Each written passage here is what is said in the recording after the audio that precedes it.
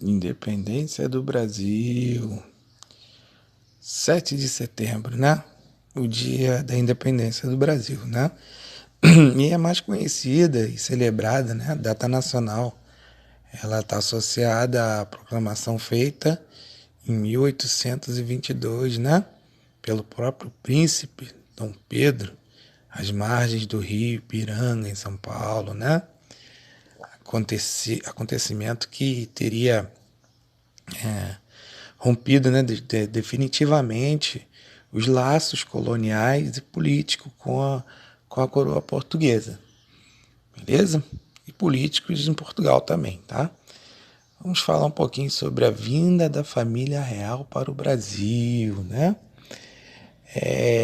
A vinda da família real para o Brasil foi um momento muito importante para a construção dessa colônia, né? Por quê, gente? Que tem os antecedentes, tá? Processo da independência do Brasil em 1808, né? A motivação pelo qual trouxeram essa família para cá, né? E os pactos feitos com os países que tinham interesse aqui, né? A vinda da família real para o Brasil foi um evento conhecido como transferência da corte portuguesa para o Brasil, né? E foi um acontecimento que se deu, né, nessa passagem de 1807 e 1808. Foi consequência da invasão, né, de Portugal, né, por tropas francesas de Napoleão Bonaparte, né, e para evitar de ser capturado por essas tropas, né, Dom João, futuro Dom João VI, né, ordenou a mudança da corte para o Brasil. Esses acontecimentos, né, ele transformou o Rio de Janeiro em capital do Reino de Portugal, né? Trouxe transformações profundas para o Brasil, tanto no aspecto econômico quanto no aspecto social e político, tá? Essas transformações e acomodações dos Braganças no Brasil, né? Eles contribuíram para que a independência do Brasil fosse antecipada, tá? A gente vai falar um pouquinho desse bloqueio continental.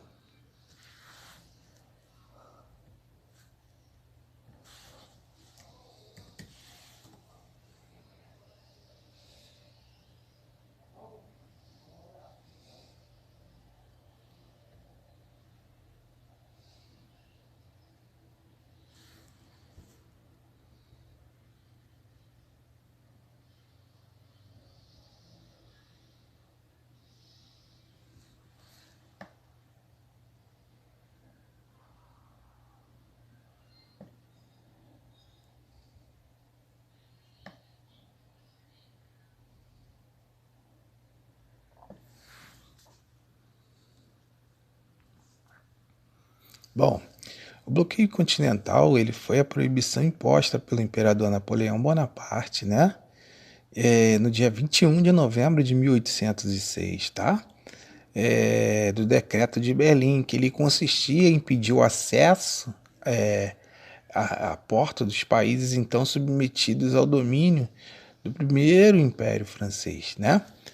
Ou seja, os navios do Reino Unido e da Grã-Bretanha e da Irlanda, tá? Ou seja, qualquer um que fizesse comércio com o Reino Unido, né? Ele correria o risco de ser invadido, né? Mas qual foi o objetivo do bloqueio continental? Vamos lá, galera. O objetivo, né, do bloqueio continental, na verdade, ele começa em 1806, né, e dura por mais de um ano. O principal motivo, né, desse objetivo era enfraquecer a economia inglesa, que monopolizava o mercado europeu com seus produtos manufaturados, né, prejudicando assim os produtos franceses, né? Isso era a visão do imperador, claro, né? E por que o bloqueio continental vai trazer consequências para o Brasil? Isso é um outro fator, tá, gente? Por quê? O Brasil teve seus portos abertos para todas as nações amigas, principalmente a Inglaterra. A Inglaterra não traz a família real para cá à toa, gente, tá? Ela vai assinar um pacto com Portugal, ou seja, esses tratados de comércio e navegação, né? A principal consequência para o Brasil do bloqueio continental e a vinda, né, da família real para o Brasil. Bom, qual foi a causa desse bloqueio? Bom, teve durante, né, a terceira coligação, né, das guerras napoleônicas, foi uma imposição do Napoleão, né, para os países europeus que cortasse laços comerciais com a Inglaterra. O objetivo dele sempre foi destruir a hegemonia econômica inglesa, né? Enfraquecer ela politicamente, economicamente. Então essa era a intenção de Napoleão. Bom, Dom João, né? Sua viagem, sua chegada, né?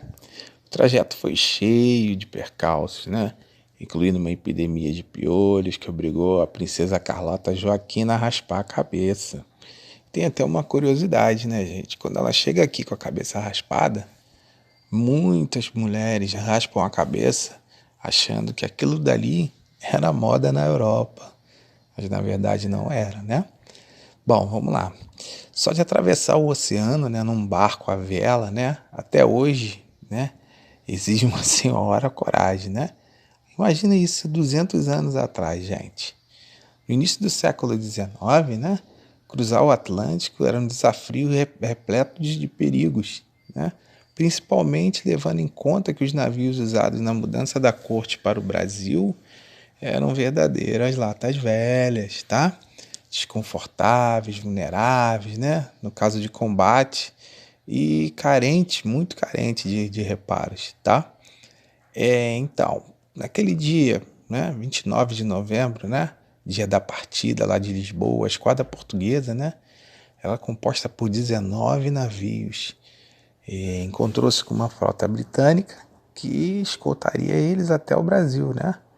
Outras 13 embarcações, né? Essa deve ter sido uma cena, né, monumental, né? Ficou gravada para o resto da vida na memória de quem testemunhou. 32 barcos, né? Mais 30 navios mercantes preparando-se para atravessar o oceano. Às 3 horas da tarde, o comandante da Armada Britânica, conhecido como Sidney Smith, né? Ele ordenou uma salva de 21 tiros de canhão. Estava marcado o início da penosa jornada da família real em direção à colônia. Bom, algo entre 10 e 15 mil pessoas, cerca de 5% da população do país, estavam embarcados naqueles navios, né? A maioria era gente importante, muito afeiçoada aos luxos de nobreza, né? O navio que viajava a Carlota Joaquina, né? Conhecido como Afonso de Albuquerque, uma infestação de piolho obrigaria todas as mulheres, né, incluindo a princesa, a raspar a cabeça, né? Ratos era ambulante nas embarcações. Só aumentavam os riscos de uma epidemia por causa da alimentação precária, né? Distúrbios intestinais, né? Tornaram-se comum para os nobres portugueses em fuga, e a situação não poderia ser mais constrangedora.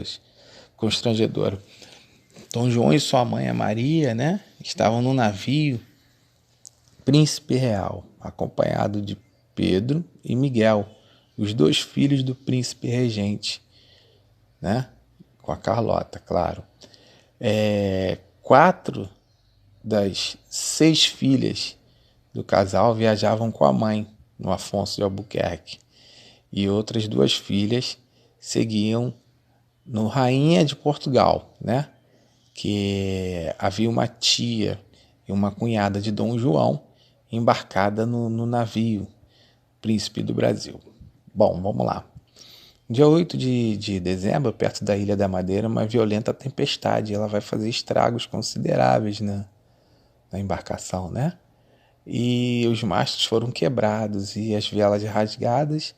Péssimas condições de visibilidade obrigou que essas embarcações, né, sobretudo, né, porque aquela área é uma área de navegação muito arriscada, cheia de rochas, né? A frota dispersou uma parte e seguiu em direção ao Rio de Janeiro, e alguns britânicos já tinham voltado para a Europa, a fim de forçar o cerco a Lisboa, invadido pelas tropas de Napoleão, tá? Aqui nessa fotografia vocês estão vendo, né? Aproximadamente coisas relacionadas à viagem, né? A chegada deles aqui também, né? E quando essa esquadra, quando as esquadras alcançaram a linha do Equador, né? Novos imprevistos aconteceria. Bom, uma calmaria, né? Ela tornou-se, como é que eu posso dizer? Freou os avanços, né? Do que poderia ser uma viagem, né? Ela segue de uma forma com que, gente, uma triste imagem da família real abandonando, né, Portugal. Bom, com isso, né, a chegada no Rio de Janeiro, eles foram recebidos com grande festa, preparada por seus amigos e funcionários, né, acomodados, uma série de mudanças econômicas e culturais que viriam a acontecer. Bom, a abertura dos portos e o pacto colonial. Bom, a abertura dos portos às nações amigas, né? Foi um ato, né, promulgado por Dom João VI em 28 de janeiro de 1808. Foi o primeiro decreto emitido pelo príncipe regente de Portugal após a sua chegada no Brasil, juntamente com a família real portuguesa, tá? Esse decreto, né, a Carta Régia, né, ela vai abrir os portos do Brasil às nações amigas de Portugal. Dessa forma, né, vai possibilitar o livre comércio entre Portugal, né, entre o Brasil com as nações amigas, né, e vale dizer que é a principal nação amiga de Portugal, ou seja, que se beneficiou muito desse ato que foi, né, os ingleses. De acordo com esse decreto, os produtos britânicos, né, podiam entrar no Brasil com taxas alfandegárias, ou seja, impostos de importação de 15%, né? A incidência desses impostos sobre os produtos de outros países eram de 24%. Bom, as principais consequências da abertura dos portos de nações amigas, né? Quais foram?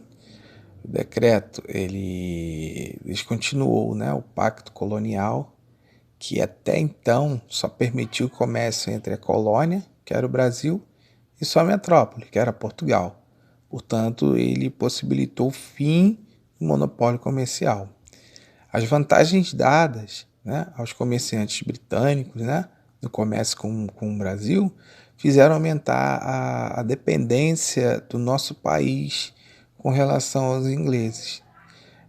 A entrada dos produtos britânicos dificultou a abertura das indústrias brasileiras, pois essas teriam que concorrer, né, com os produtos britânicos, né, que possuíam vantagens alfandegárias, entre outras coisas, né?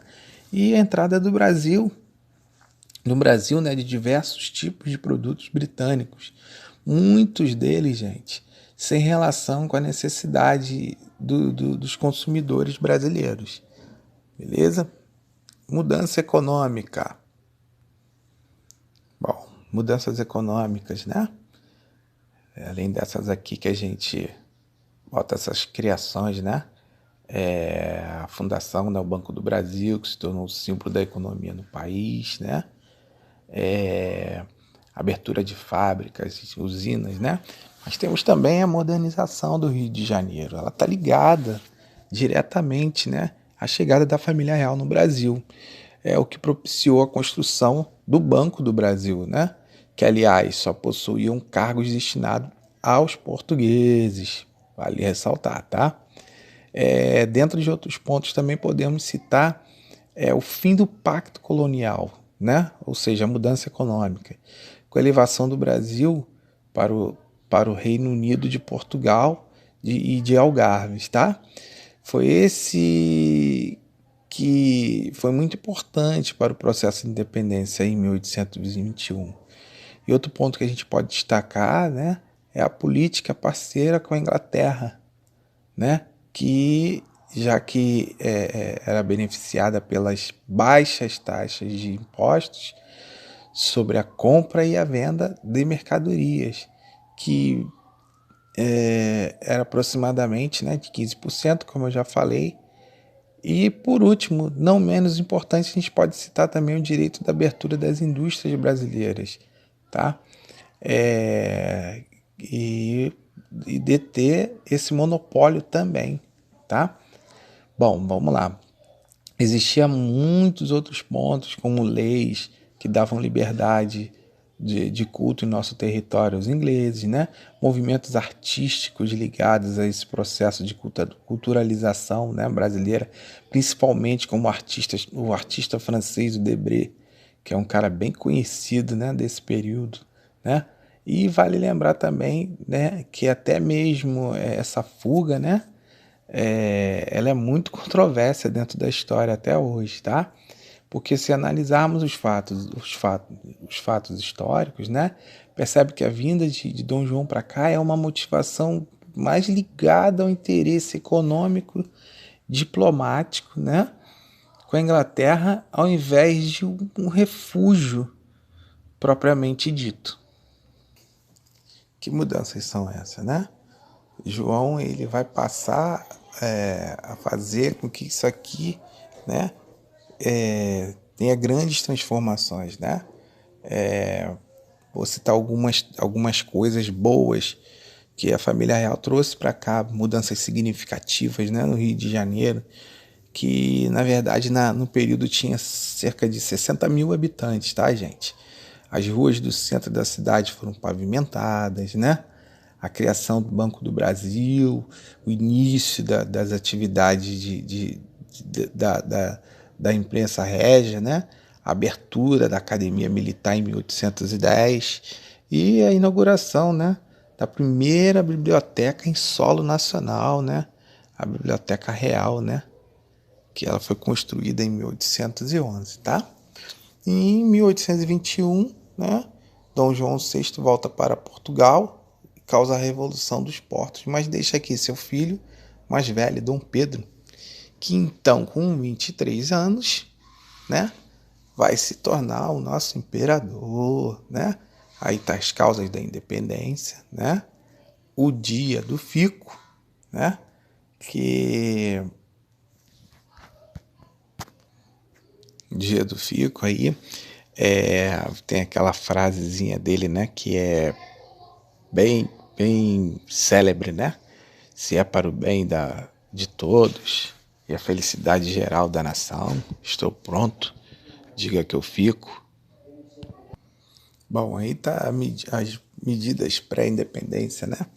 Que vai exigir todas as medidas tomadas pela coroa portuguesa, elas deveriam entrar em vigor, né, no Brasil e ter aprovação de Dom Pedro, né?